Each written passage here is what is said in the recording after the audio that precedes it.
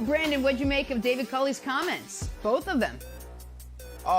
Just an absolute mess, and it invalidates what Nick's been saying for the last couple of weeks, maybe even a month, that, look, nothing's going to happen until draft night. All these things that they're saying, the hard stances that they're making down in Houston is just to drive up the price. And right around draft night or right on draft night, you'll potentially see a Deshaun Watson move.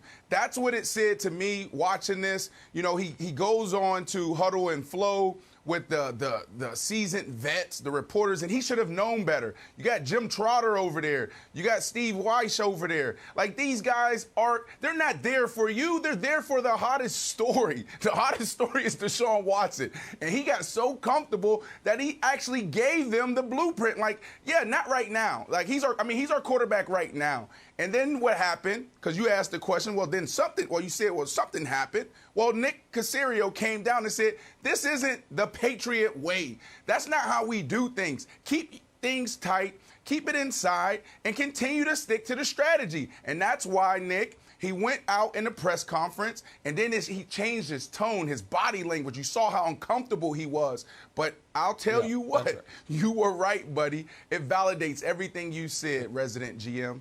Well, yeah, well, I appreciate that. I do think Deshaun's going to be traded. I don't think it's going to happen this month. I don't think it's going to happen the first couple weeks of April. I do think it will happen either on draft night or a couple days leading into the draft. The benefit to it happening on draft night is if they work the timing exactly right. Right now, teams can only trade picks 3 years in the future, so the latest first-round pick you could get is 2023. On draft night, if you have a deal in place, you could trade the player you draft and your 2024 first-round pick. So in theory, you could get 4 first-round picks 4 years into the future on draft night. So that's why that's the very specific, important day.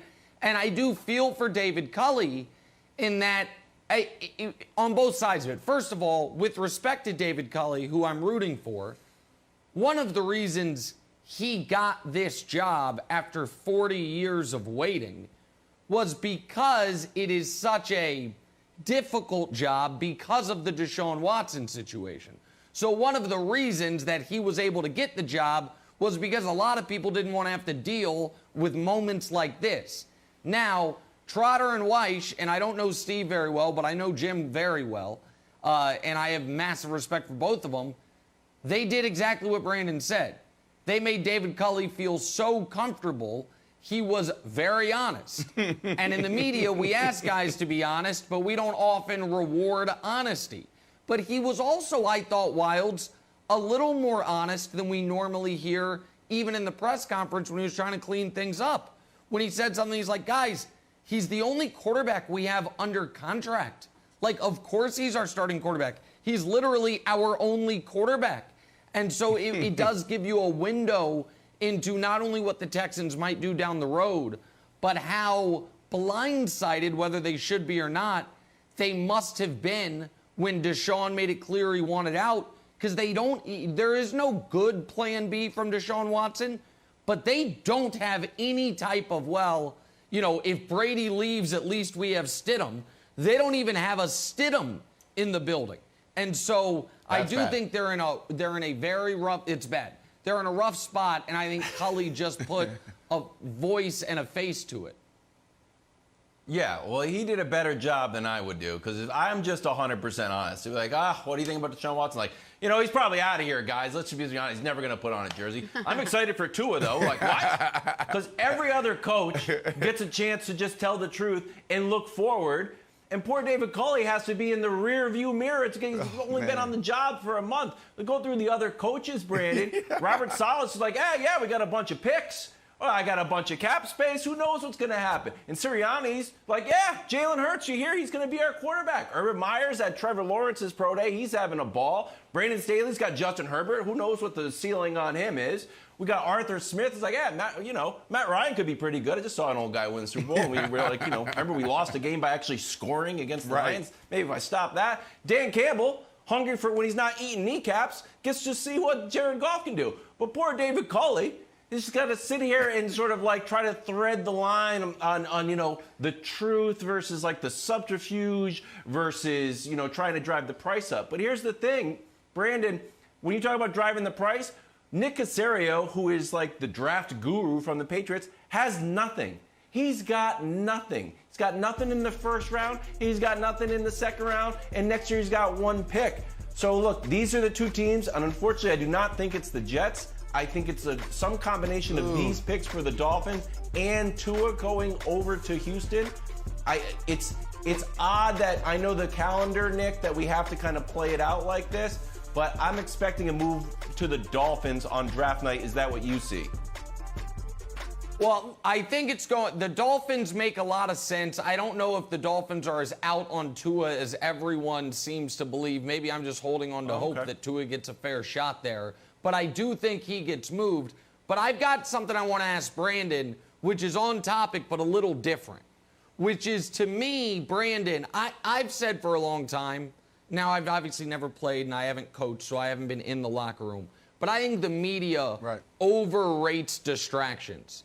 I think the media sometimes it makes distractions a bigger deal than they actually are for the players.